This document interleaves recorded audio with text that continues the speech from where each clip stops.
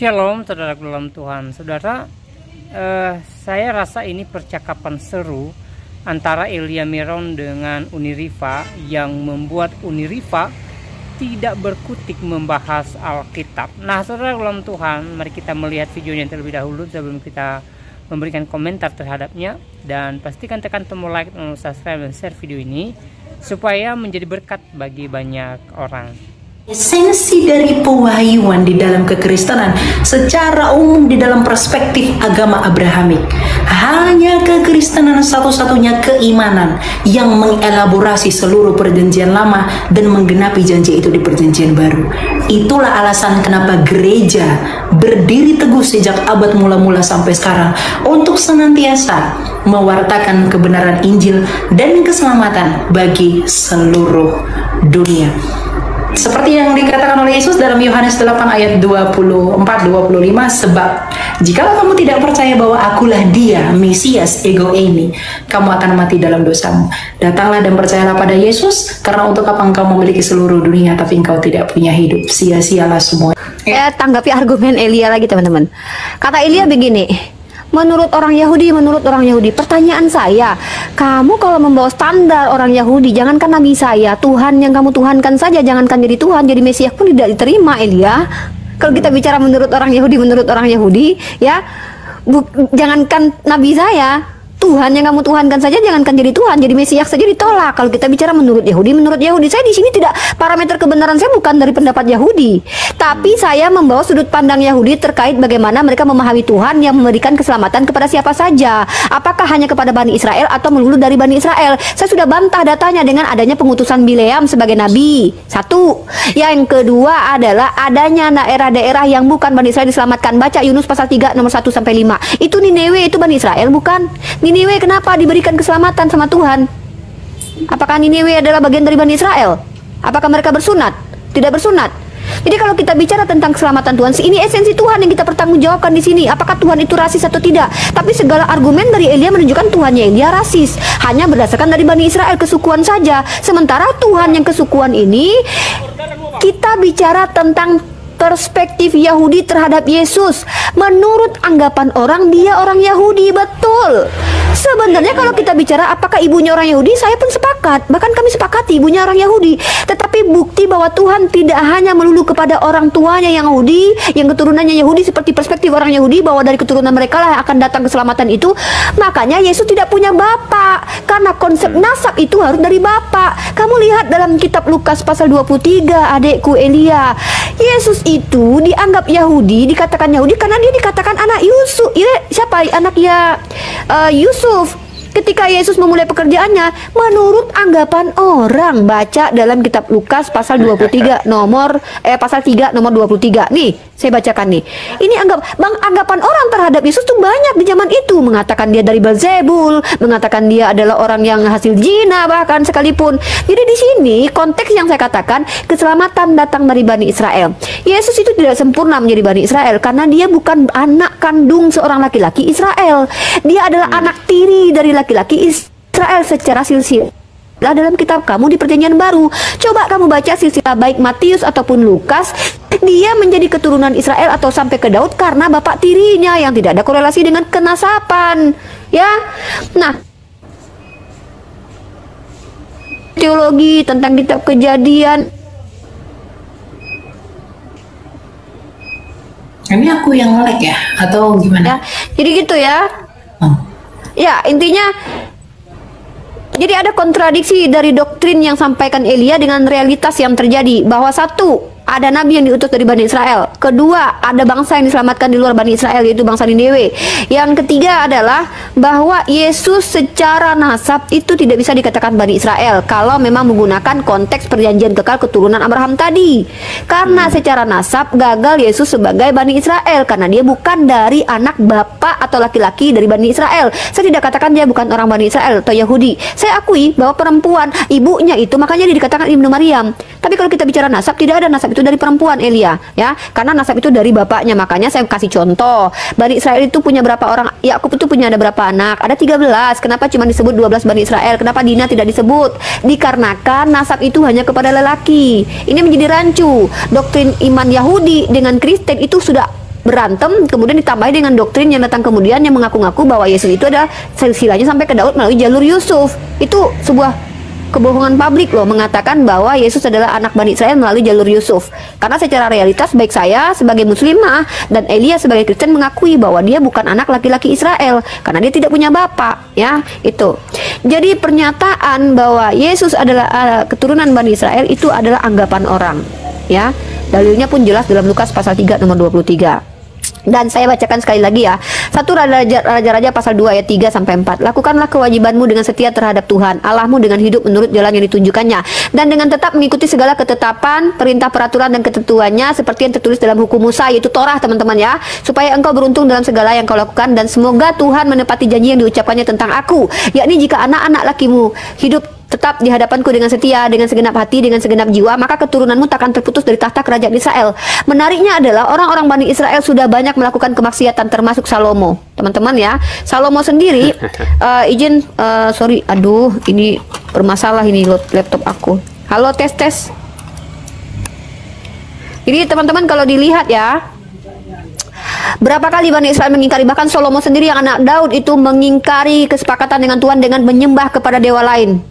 Apakah Tuhan yang berkata kalau kau penuhi janji, aku penuhi janji, tiba-tiba memenuhi janji walaupun Salomo tidak memenuhi janji tersebut? Ini kan akhirnya Tuhan esensinya ternista kemudian ya, tidak konsisten dengan janjinya. Terima kasih. Ini closing statement atau masih tanggapan? Ini kita udah bukanlah nanti kan aku lagi baru Uni, baru aku lagi. Jadi sekarang aku nanggapin Uni, nanti Uni closing statement, baru aku lagi closing statement gitu. Oke, pas ya? Oke. Boleh. Iya.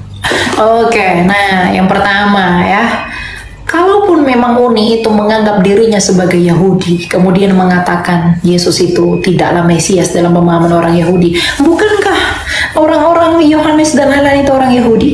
Mengapa ia mengaku Yesus itu adalah orang sebagai Mesias? Orang yang dibaptis oleh Petrus 3.000 orang, apakah mereka bukan orang Yahudi? Sepertinya Uni ya tidak mengetahui hal ini ya. Kemudian kalau Yesus tidak dianggap Mesias, sekalipun Uni orang Yahudi, kepada siapakah Yesaya 53 pantas dilakukan? Kepada siapakah Yesaya 53 dalam sejarah itu bisa dikatakan? Jadi sekalipun Uni orang Yahudi, Uni akan kebingungan menjawab ini. Di mana Yesaya 53 itu akan diberikan kalau bukan kepada Kristus? Nah, itu yang pertama. Ya, jadi orang-orang Yahudi pada masa itu pun dialah yang menuliskan kitab suci. Dialah yang memperkatakan, bahkan Yohanes dalam 1 Yohanes berkata apa? Apa yang kami lihat, yang kami raba dan kami dengarkan, itulah yang kami beritakan mengenai apa? Firman yang hidup. Apakah dia bukan orang Yahudi? Tentu dia orang Yahudi. Jadi kalau dikatakan orang Yahudi pun tidak mengakui dia, Yahudi modern, ya tentu tidak mengakui dia. Tapi Yahudi yang mula-mula itu tentu mengakui dia. Jadi kalau Uni mengatakan bahwa Yahudi tidak menerima Yesus sebagai Mesias, yang menulis kitab suci ini orang-orang Yahudi. Paulus, rabi Yahudi. Kurang apa Paulus, anak dari murid dari Rabban Gamaliel, seorang yang begitu cerdas. Ya, jadi kalau dikatakan Yesus tidak dianggap Mesias oleh orang Yahudi, itu penafsiran yang tidak benar. Yang kedua, Tuhan menyelamatkan Niniwe. Tuhan menyelamatkan Niniwe itu bukan dalam pengertian ikatan perjanjian. Kalau Uni mengatakan misalnya bahwa bangsa-bangsa lain juga diselamatkan, artinya keselamatan mengenai janji itu diberikan kepada mereka. Tuhan sudah jelas membantah bahwa janji itu hanya diberikan kepada keturunan Ishak. Apa itu diberikan kepada mereka? Tuhan sudah jelas membantah bahwa janji itu hanya diberikan kepada keturunan Ishak. Apa yang mau Anda tambahi dari apa yang tertulis di dalam Torah? Tentu itu tidak relevan, ya. Kemudian yang ketiga, Yesus anak Yusuf. Dia itu hanya anggapan orang. Kalau dia hanya anggapan orang dan tidak valid di dalam pemahaman iman Yudaisme, bisakah dia mengajar di Bait Allah? Bisakah dia disebut rabi? Bisakah dia mengajar di sinagoga? Kalau status keyahudiannya tidak diterima, kalau dia secara hukum tidak diterima sebagai orang Yahudi, mungkinkah orang Yahudi membiarkan dia di dalam hukum Taurat? Mungkinkah orang Yahudi menerapkan Taurat kepada dia? Kalau dia ada waktu pergi jalan-jalan ke Israel, Di sana Uni pergi. Orang Yahudi pun tidak akan menerapkan 613 misbot kepada Uni. Karena Uni bukan bangsa Israel. Tapi Yesus dalam Galatia 4 ayat 4 takluk kepada itu semua. Oleh karena kesempurnaannya itulah dia layak menjadi Mesias. Nah, kemudian ada beberapa hal, semua pertanyaan saya itu tidak ada yang Uni jawab. Dalam pengertian yang pertama, ya, di mana keimanan Uni bisa dibenarkan dalam diskusi ini? Kalau Uni mengatakan kami yang mewarisi janji itu, oke, janji itu tandanya apa? Tanda sunat. Sunat itu menurut Misfot dan kesetiaan kepada Taurat itu usia 8 hari. Pertanyaan saya, keimanan Uni disunat pada usia berapa hari? Kalau memang esensi dari yang tadi Uni tekankan itu adalah sunat. Kemudian yang kedua, mengenai status kenabian. Siapakah yang menabiskan dia? Kalau Yesus jelas, dia dibaptis oleh Yohanes di dalam tevilah orang Yahudi. Makanya dia disebut sebagai Mesias. Di mana ini dapat dibenarkan? 2 poin ini saja dulu. Ya, bagaimana mungkin Anda mengakui bahwa Anda dari Abraham, tetapi sunat? Karena tadi Uni mengatakan ada juga bangsa lain yang disunatkan. Lah, kalau orang lain disunatkan, tetapi bukan sunat menurut peraturan Abraham, itu untuk apa? Yesus disunat pada usia 8 hari. Iman Anda disunatkan pada usia berapa hari? Kalau itu di luar dari syarat itu, artinya tidak ada tempat bagi Anda untuk menerima janji itu. Karena memang janji itu sudah selesai di dalam siapa? Kristus Yesus Tuhan sebagai Mesias. Dia diterima oleh orang Yahudi sebagai Mesias, makanya orang Yahudi lah yang menuliskan Injil Sinoptik. Kemudian dia diterima sebagai Mesias yang menyelamatkan karena Yesaya 53 hanya boleh digenapi oleh Kristus. Tidak ada dalam sejarah yang bisa menggenapi Yesaya 53 selain daripada dia. Begitu. Jadi sempurnalah iman kekristenan itu, bahwa semua misteri dalam perjanjian lama digenapi dalam Kristus. Taurat dan kitab para nabi selesai. Kristus memberi hukum baru. 2 hukum, kasih Allah dan sesama. Akan ada pertanyaan, terpaksa saya nggak bisa closing statement karena ada pertanyaan yang harus saya jawab itu. Gimana dong? Ya udah. Ya. Saya berikan ini aja.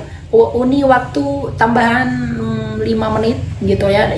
Uni 2 kali baru closing statement karena saya ada janji dengan teman saya buat call. Ya, 20. Ya, Oke.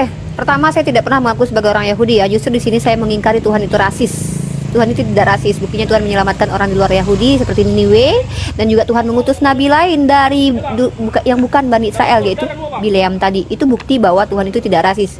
Tuhan Bani Israel ya, bukan Tuhannya Elia ya. Tuhan dalam perspektif Elia, ya berbeda sepertinya. Kemudian janji yang dimaksud itu janji apa sih, Dek? Kan Uni sudah bilang kitab Kejadian 17 itu janji bahwa akan diberikan tanah Kanaan kepada Bani Israel, itu betul.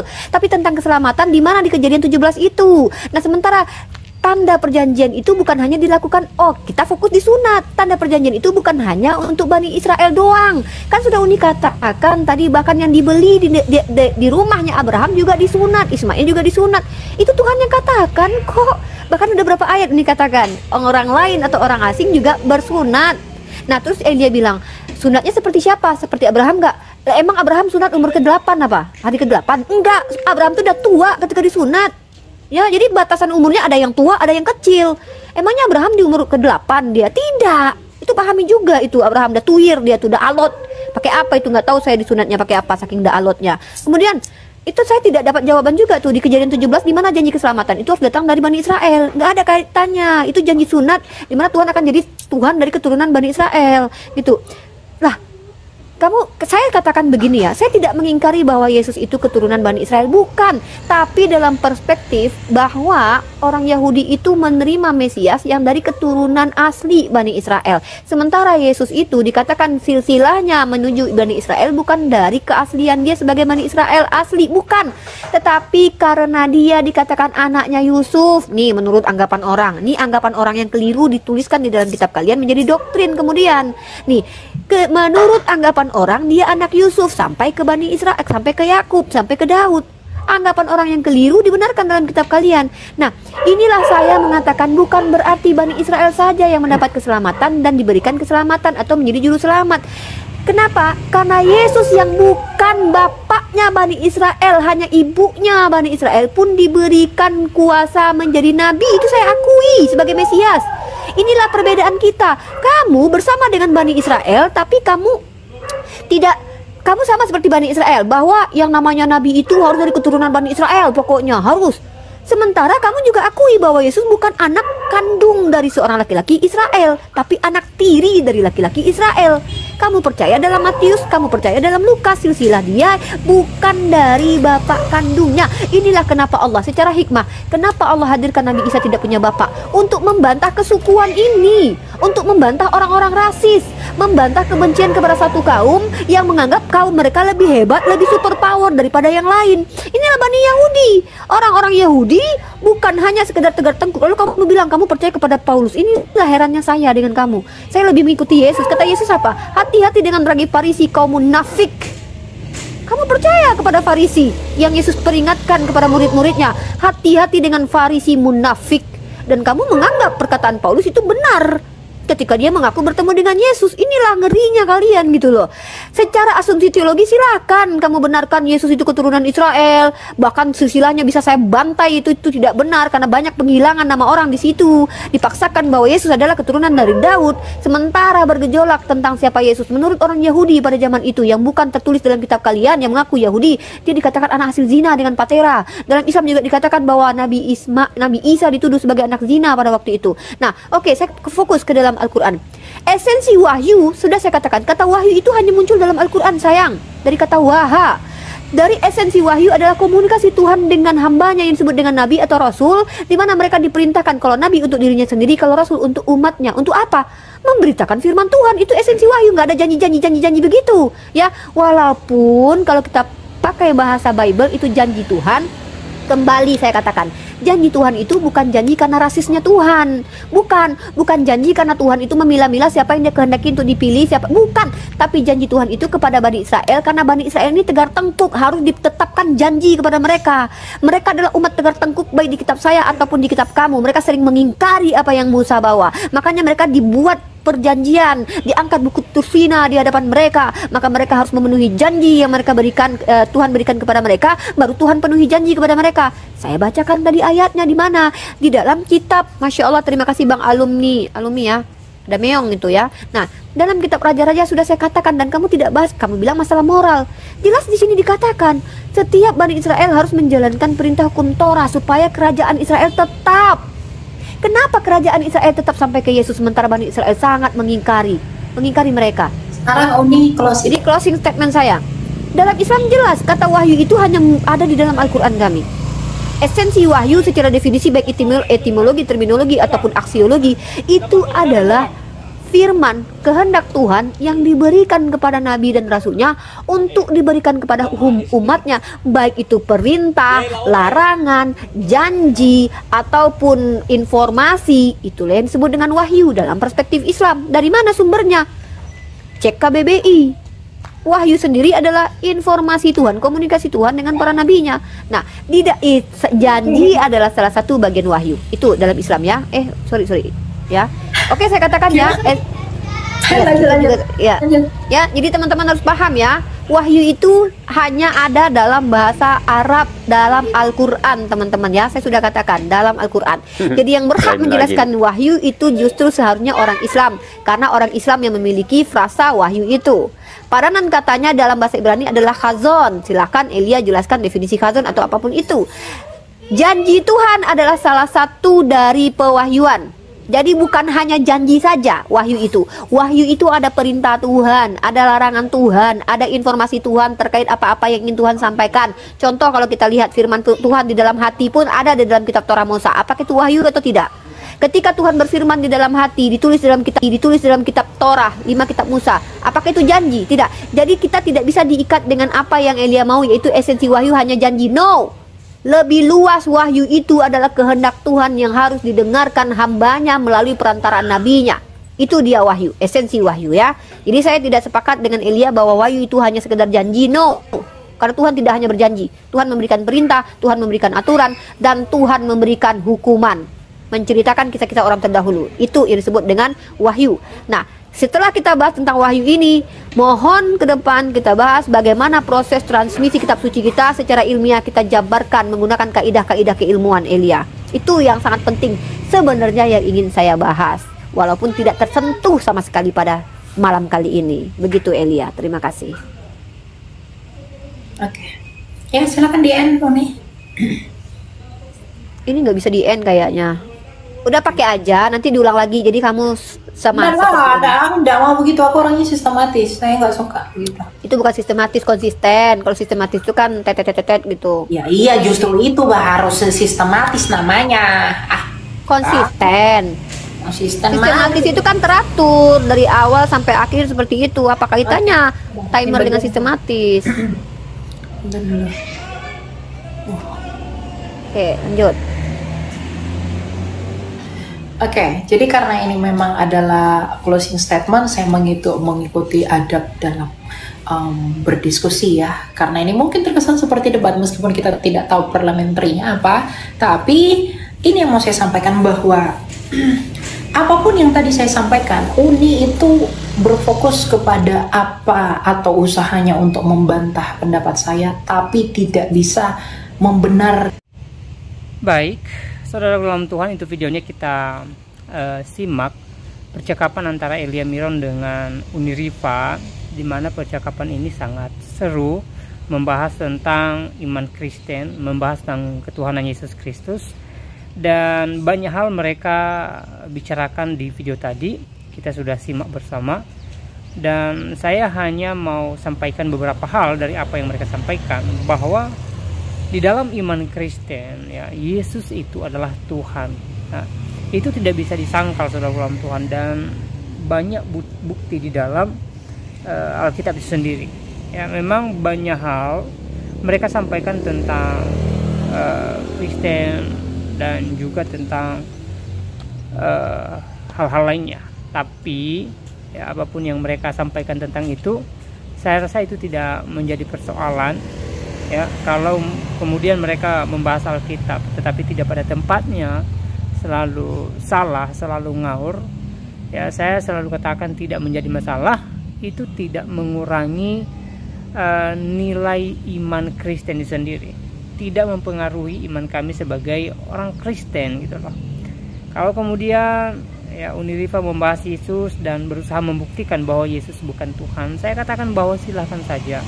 Sekali lagi, itu tidak mempengaruhi iman kami dan tidak membuat kami lemah dalam mengikut Tuhan. Semakin kalian membicarakan tentang iman Kristen, tentang Yesus, ya membuktikan bahwa Yesus bukan Tuhan, maka kedangkalan pengetahuan mereka itu semakin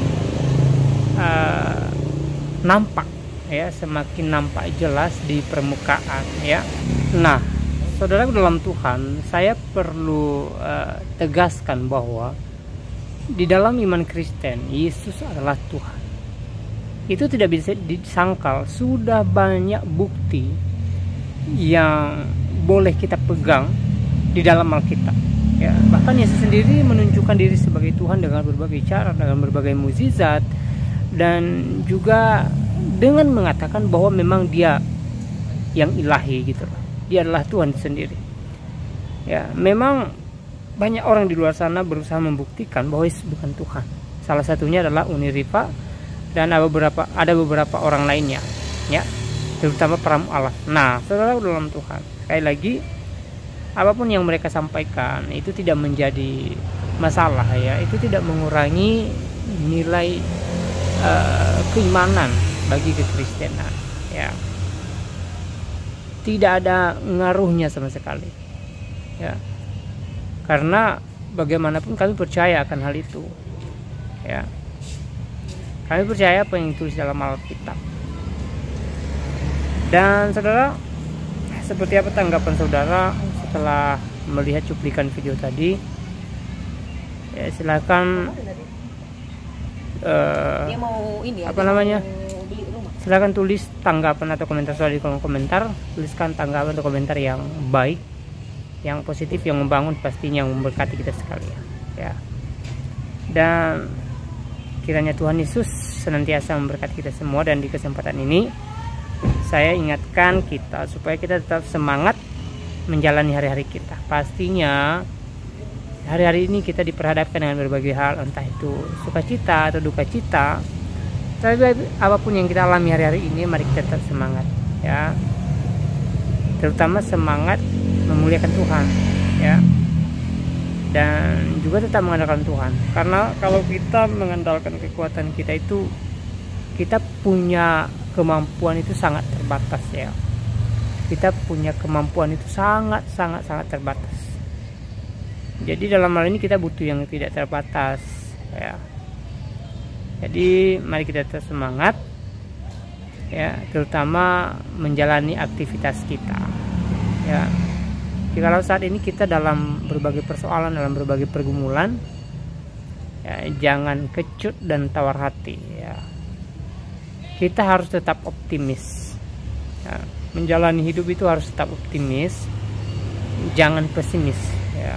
Karena sikap optimis itu yang memampukan kita melewati hari-hari kita, ya. Seberat apapun hari-hari kita mampu melewatinya kalau kita tetap optimis. Itu kuncinya, ya. Nah, semoga video ini memberkati kita. Shalom.